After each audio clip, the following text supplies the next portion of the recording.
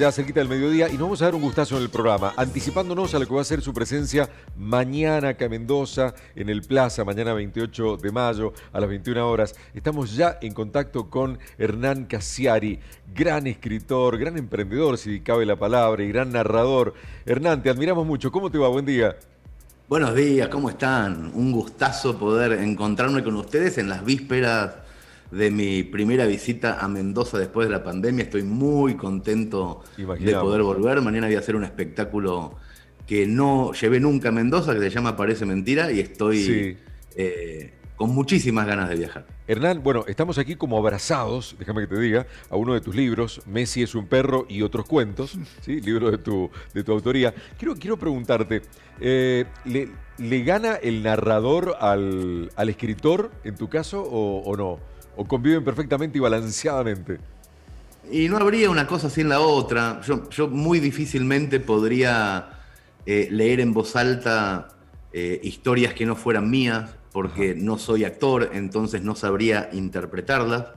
Y al mismo tiempo, el escritor siempre fue ajeno del narrador. Yo escribí un montón hasta el año 2015 y después dejé de escribir. Entonces, cuando escribía, nunca, jamás se me hubiera ocurrido Sí, que iba a interpretar esos textos en auditorios, en teatro, claro. en la tele, en la radio. Nunca se me hubiera pasado por la cabeza. ¿Y sabés qué quiero? Entonces, nunca, Sí. nunca convivieron en el mismo tiempo y espacio. ¿Sabés qué Ninguno de quiero? los dos. Quiero preguntarte si para vos narrar es simplemente o solamente contar historias. ¿Y por qué lo digo?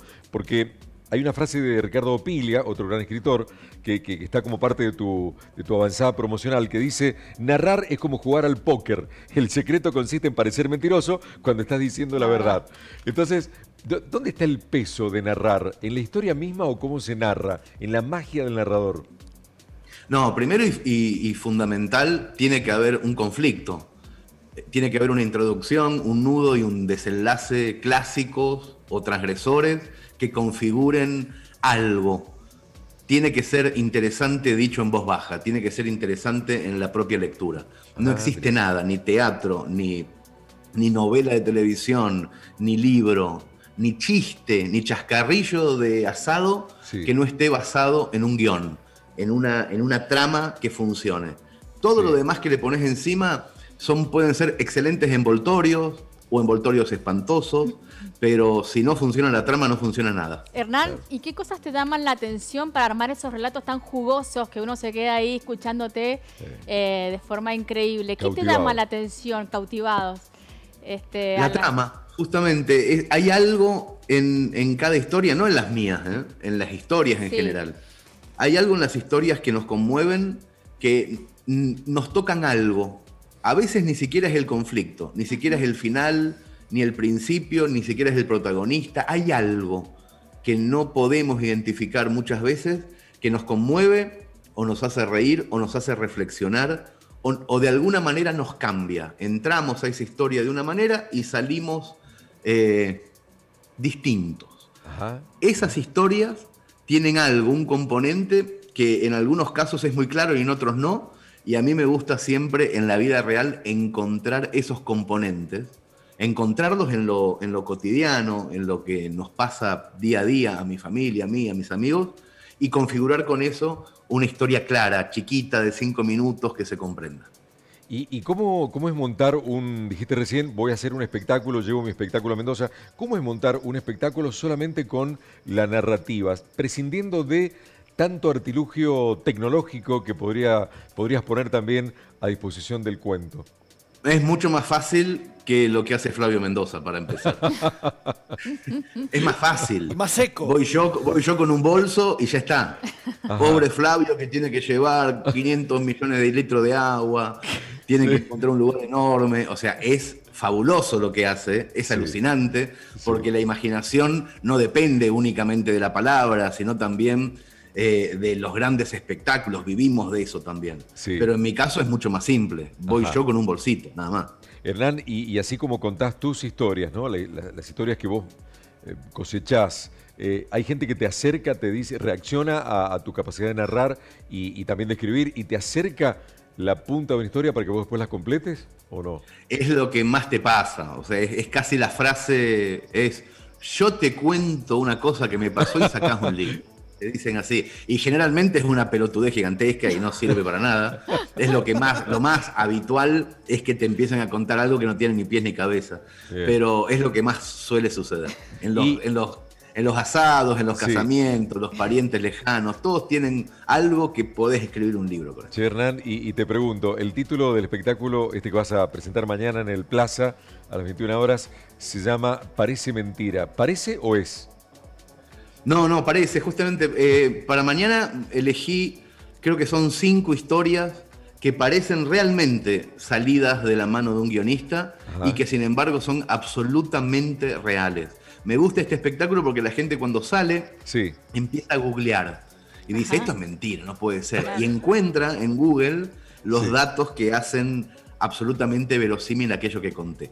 Entonces son historias que son ciertas pero que no parecen. Bueno, vos ya tenés experiencia, tenés todo el oficio para capturarnos presencialmente o a través de una pantalla como es la tele, ¿no? ¿Te animás con algún micro relato que tengas para dejarnos ahora, para dejarnos enganchados con toda la atención puesta en vos y la seguimos mañana en el Plaza?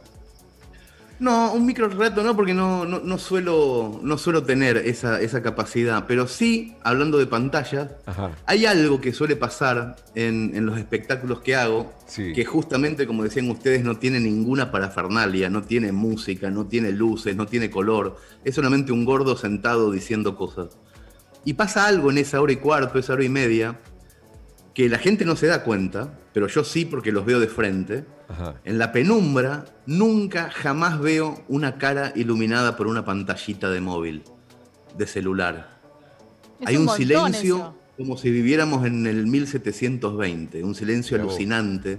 Y ese silencio, esa conexión, es lo que más agradezco de esas funciones y lo que invito a que mañana puedan experimentar. La sensación de poder estar 1 hora y cuarto, 1 hora y media, sin conexión, más que con historias y entre autor y lectores. Es todo lo que hay y me encanta. Creo que te escuché decir que van a ser como 5 historias, ¿no? Las que conforman Parece Mentira. ¿Son historias ligadas entre ellas o son historias independientes? No. Autoconclusivas absolutamente. No se corresponden las unas con las otras. Bien.